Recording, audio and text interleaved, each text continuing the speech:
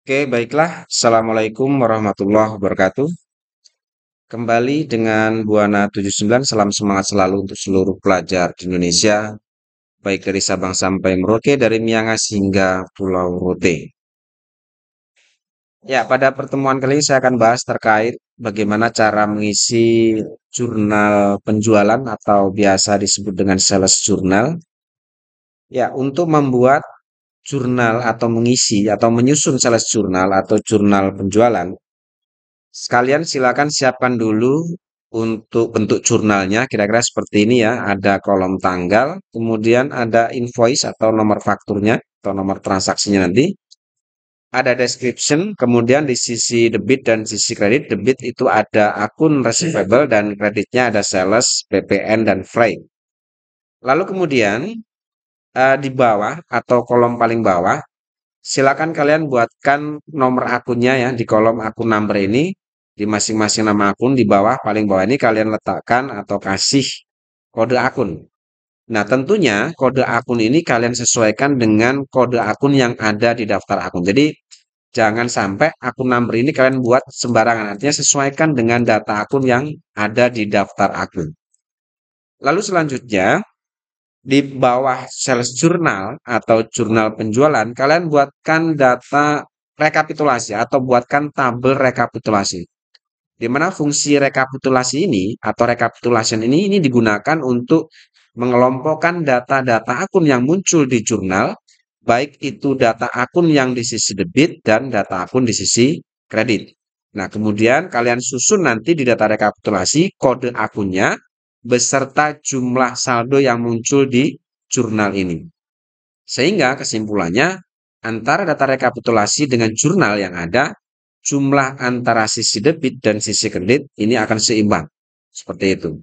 Nah, kebetulan di sini untuk coba kita latihan menyusun jurnal umum, ini sudah saya siapkan dokumen-dokumen transaksi yang ada di UD Abadi ya. Kebetulan ini saya ambil contoh sampel UD Abadi.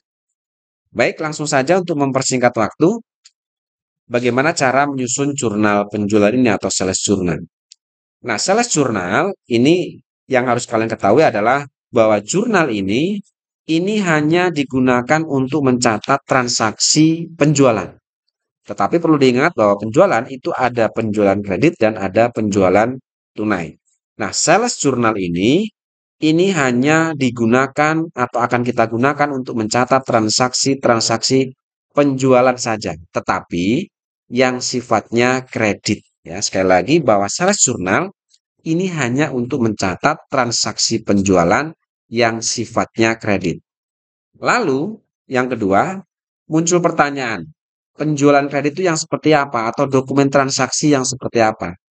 Nah, untuk penjualan kredit itu adalah dokumen transaksi faktur ya. Jadi, kalian cari dokumen transaksi yang ada tulisan faktur di situ atau faktur, tetapi bahwa faktur itu ada dua ya. Faktur itu ada kop sendiri atau ada faktur atau dokumen transaksi faktur yang ada kop sendiri dan kop orang lain. Di sini kita lihat sebagai contoh, bahwa saya ambil contoh, di sini perusahaan yang kita anggap sebagai perusahaan yang akan kita buatkan laporan keuangan itu adalah UD Abadi. Sehingga kalian cari transaksi faktur yang kopnya adalah UD Abadi. Nah, di sini kita lihat, coba kita telusuri dokumen-dokumen yang ada di sini yang sudah saya siapkan. Akan kita telusuri mana-mana dokumen yang masuk dalam kategori penjualan kredit. Kita mulai dari dokumen transaksi nomor 1. Oke, di sini dokumen 1 itu ada faktur. Tetapi kopnya adalah PT Gunung Kawi. Nah, yang kita cari adalah dokumen transaksi faktur yang kopnya UD Abadi. Karena di sini kita sedang membuatkan laporan keuangan dari UD Abadi. Sehingga kita simpulkan bahwa dokumen nomor 1 itu bukan transaksi penjualan kredit. Ya, jadi kita fokus pada faktur yang kopnya UD Abadi. Oke, kita cari lagi. Oke, dokumen nomor 2 ada voucher bukan. Lalu ketiga bukan ya, ketiga ada faktur tapi kopnya PT Bromo bukan UD Abadi. Sehingga ini bukan. Ya, pokoknya kita cari faktur yang kopnya adalah UD Abadi. Oke, ini juga bukan. Lalu selanjutnya, oke. Perhatikan dokumen transaksi nomor 6. Di sini ada kop UD abadi dan ada nomor faktur. Di sini tidak ada tulisan faktur, tapi ini bisa kita simpulkan bahwa dokumen nomor 6 ini adalah faktur. Kenapa? Karena di sini ada nomor faktur. Nah, inilah dokumen yang kita maksud sebagai transaksi penjualan secara kredit. Atau kalau lebih jelas, sebenarnya ini harusnya ada tulisan faktur, tapi mungkin karena ada kehilafan atau apa dalam proses pembuatan soal sehingga mungkin tidak dituliskan nama faktur. Tapi kita jangan terkecoh bahwa di sini ada nomor faktur. Baik. Nah, sekarang bagaimana cara memasukkan atau menginput transaksi penjualan kredit ini ke dalam jurnal penjualan ini? Oke, sekarang saya bagi dua seperti ini untuk mempermudah proses pencatatan. Yang pertama yang harus kita lakukan adalah kita coba masukkan dulu tanggal transaksinya. Di sini terjadi transaksi tanggal 11 ya. Kemudian nomor invoice-nya atau nomor fakturnya adalah F12-2, kita masukkan di kolom invoice number. Lalu kemudian deskripsinya, ya, kita masukkan penjualan ini dilakukan kepada siapa atau dijual kepada siapa. Di sini kita lihat bahwa di sini kita jual kepada toko pojok. Sehingga description ini kita masukkan data customer-nya atau customer yang beli barang ke kita. Oke, lalu setelah itu kita baru masuk ke sisi debit dan sisi kredit. Nah, untuk jurnal penjualan atau sales journal ini saya sarankan mengisi dari sisi kredit. Ya, dari sisi kredit yaitu kita cari dulu berapa nilai penjualannya, lalu kita cari PPN-nya dan kita cari beban angkutnya. Oke, kita mulai dari sales nih. Sales di sisi kredit ini kita ambilkan di dokumen yaitu di kolom total ini. Di mana kolom total ini didapat dari jumlah barang yang dijual, oke, jumlah barang yang dijual dikalikan dengan harga penjualannya sehingga didapatlah total harga ini. Nah, yang dimasukkan ke sales adalah total yang paling bawah ini. Jadi total harga kedua barangnya itu dari Panasonic dan Toshiba ini. Oke, kita ambil yang ini 152.500.000, ini kita masukkan ke kolom sales. Jadi sekali lagi kolom sales ini kita ambilkan dari total harga. Lalu untuk ke PPN kita ambil dari total yang ada di PPN yaitu 16.775. Seperti ini. Lalu beban angkut. Jika ada beban angkut maka silakan kalian isi. Jika tidak jangan diada-adakan. Nah, kebetulan di sini kasus di kode 6 transaksi nomor 6 di sini ada beban angkut freight collected nilainya adalah 1.500.000 di sini. Maka beban angkut ini kita masukkan atau kalian masukkan di kolom freight collected. Ya, seperti ini. Nah, setelah kita masukkan nilai penjualan, kemudian nilai PPN dan beban angkut, maka sales ini kita tambahkan dengan PPN, ditambahkan dengan freight.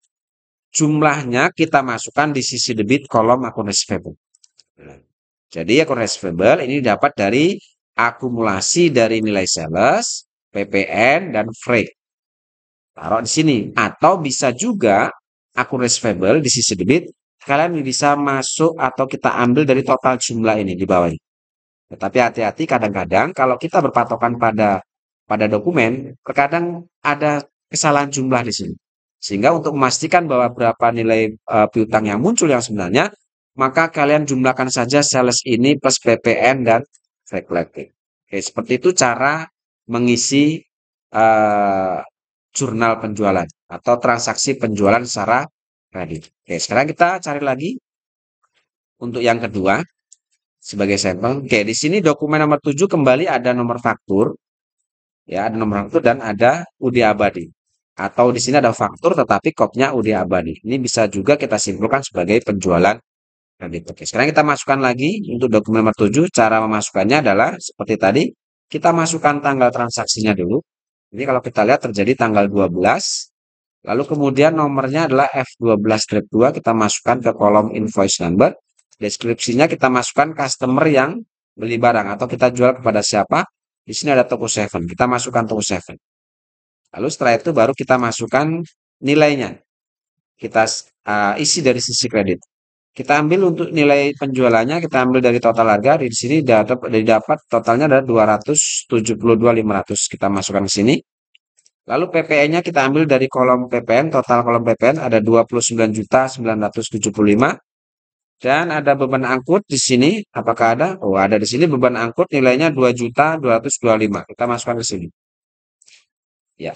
Kemudian setelah itu baru kita jumlahkan sales ini ditambah PPN, ditambah freight. Kita letakkan di sini. Ya, seperti itu. Jadi total piutangnya adalah 304.720. Ya, seperti itu cara mengisi jurnal penjualan.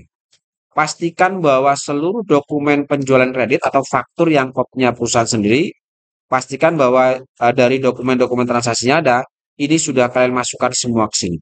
Sehingga apabila seluruh transaksi penjualan kredit atau faktur yang kopinya perusahaan sendiri sudah kalian catat semua ke dalam sales jurnal, maka langkah selanjutnya adalah silakan kalian jumlahkan seluruh saldonya, berapa nilai accounts receivable, berapa total sales, berapa PPN, dan berapa freight.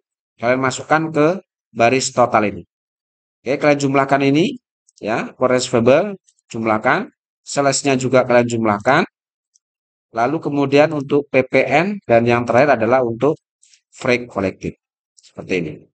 Ya, selesai untuk mengisi sales jurnal. Kemudian, langkah terakhir setelah kalian selesai menyusun sales jurnal, maka selanjutnya adalah kalian harus buat rekapitulasi.